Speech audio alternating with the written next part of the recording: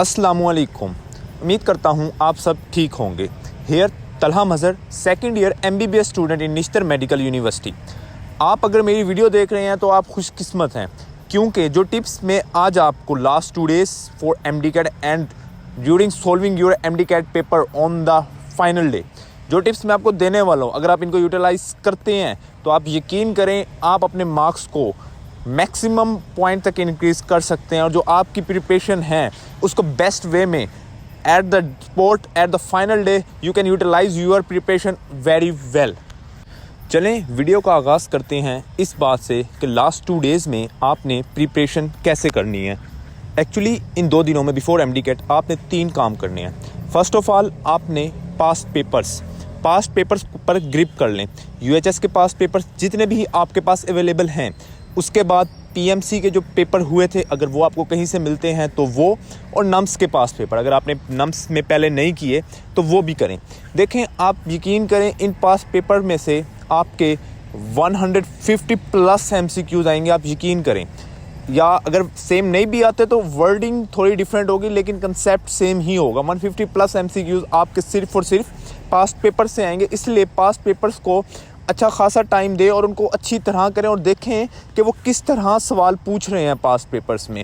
ठीक है, इसका एक ये फ़ायदा होगा पास्ट पेपर्स करने से कि आपका कॉन्फिडेंस बूस्ट होगा। आपको पता लगेगा कि आपकी प्रिपरेशन है, क्योंकि एकेडमीज़ के जो टेस्ट होते हैं वो अक्सर मुश्किल होते हैं, वो करने के बाद आपका कॉन्फिडेंस लूज़ हो जाता है। लेकिन जैसे ही आप UHS के पेपर देखेंगे, उनको सोल्व करेंगे पूरे पेपर को और देखेंगे कि आप उनमें 185 190 मार्क्स स्कोर कर रहे हैं, तो इससे आपका कॉन्फिडेंस बूस्ट होगा। ठीक है, सेकंड जो आपने काम करना है वो आपने ये करना है कि हमारे पास जो किप्स के फुल बुक के पेपर्स अगर आपको कहीं से मिलते हैं वो लाजमी करें। किप्स के फुल बुक के पेपर अगर आपको कहीं से मिलते हैं तो वो लाजमी करें, दोस्तों के साथ बैठ के डिस्कस करके वो पेपर करें।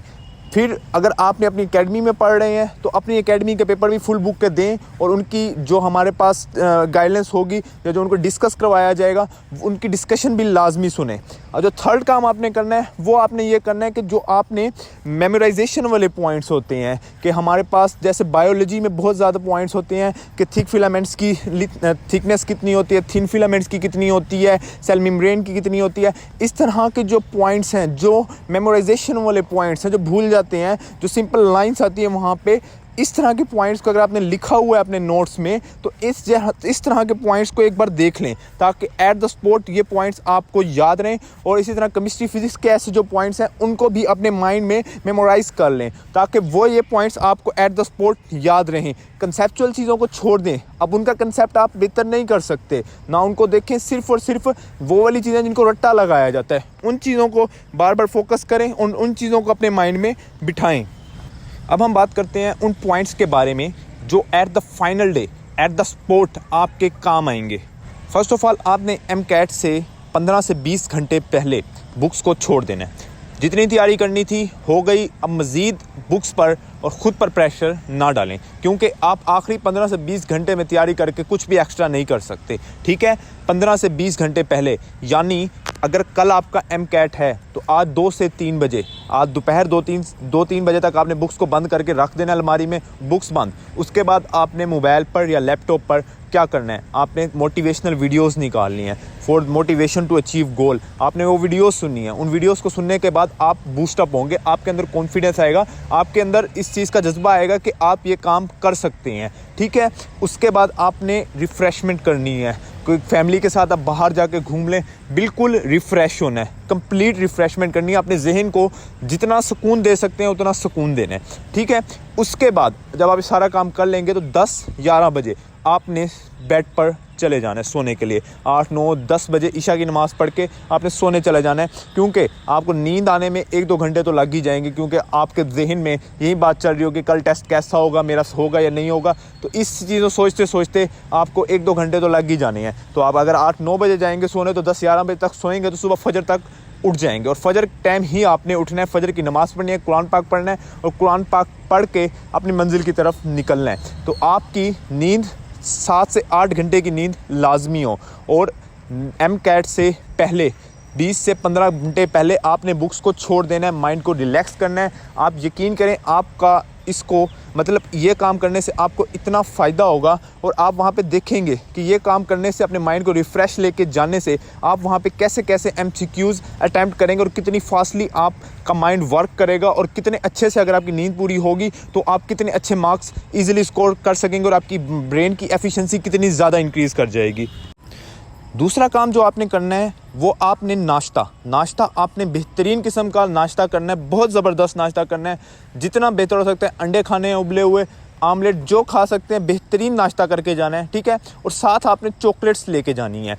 वहाँ पे जब आप टेस्ट दे रहे होंगे तो हर वक्त आपके मुंह में चॉकलेट हो, हर वक्त, क्योंकि आपका ग्लूकोज लेवल, डिप्रेशन जब आप जाते हैं तो टेंशन से ग्लूकोज लेवल डाउन होगा। ग्लूकोज लेवल डाउन होगा तो आप MCQ अटैम्प्ट ही नहीं कर पाएंगे। पानी की एक बोतल हो आपके पास और चॉकलेट्स हों, 2-3 चॉकलेट्स लेके जाएं, डेयरी मिल्क ले जाएं, कोई भी ले जाएं, हर वक्त आपके मुंह में चॉकलेट हो। जब भी आप वहाँ पे देखेंगे कि ये चॉकलेट खाने से आपके माइंड की एफिशिएंसी इंक्रीज़ करेगी और आप इजीली अच्छे मार्क्स स्कोर करने में कामयाब हो जाएंगे।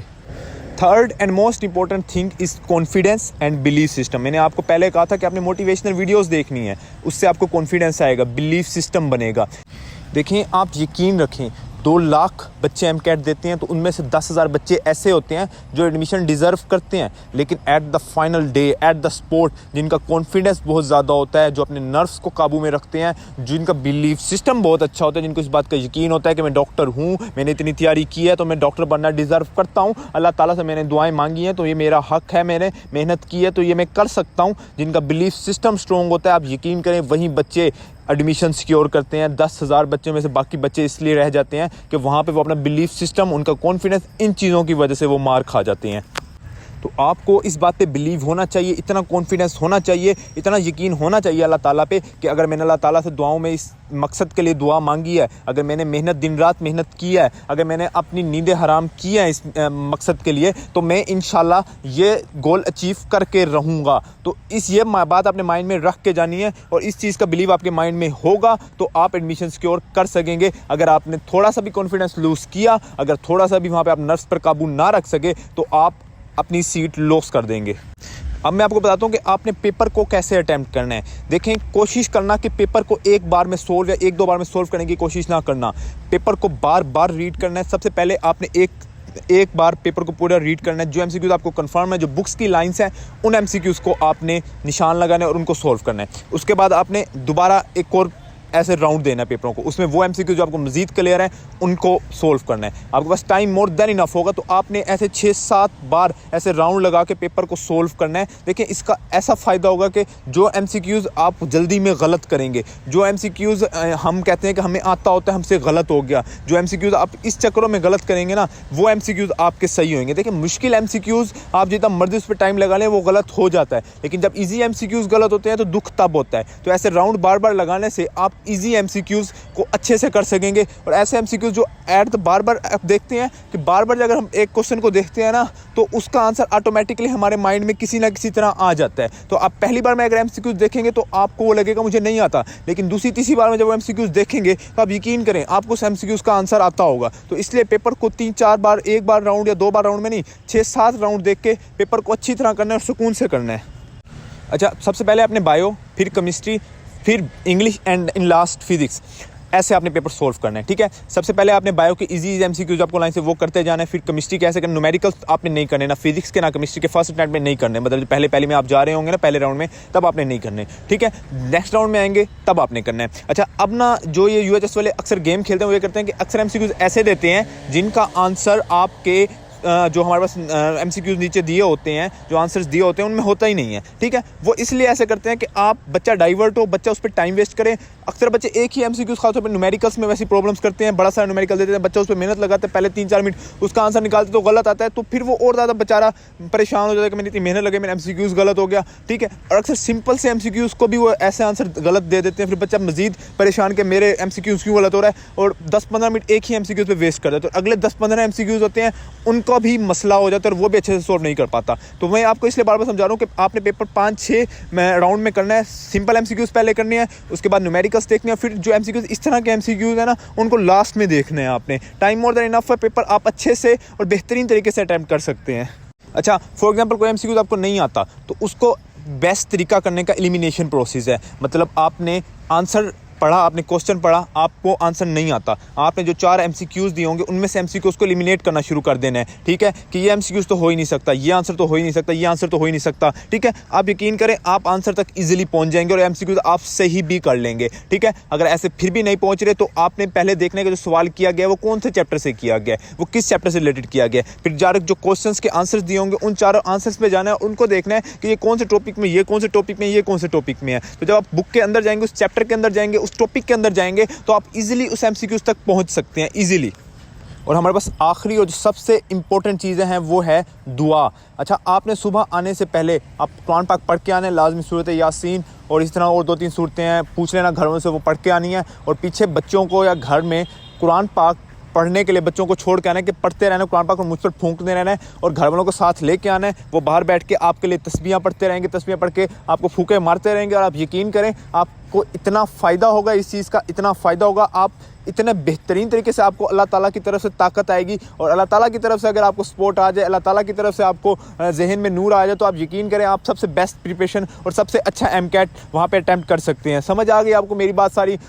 उम्मीद करता हूँ आपको मेरी वीडियो से बहुत ज़्यादा फ़ायदा होगा और इंशाल्लाह आप अपने नाम के साथ डॉक्टर लगा सकेंगे, वाइट कोट पहन सकेंगे और वाइट कोट सेरेमनी में अपने पेरेंट्स के साथ आएंगे। कुछ बच्चे हमारी यूनिवर्सिटी निश्तर मेडिकल यूनिवर्सिटी में आएंगे, तो कुछ अल्लामा इकबाल, तो कुछ किंग एडवर्ड, जहाँ जहाँ उनका एम है इंशाल्लाह वो वहाँ पर जाएंगे। मुझे इजाज़त दीजिए, अल्लाह हाफिज़।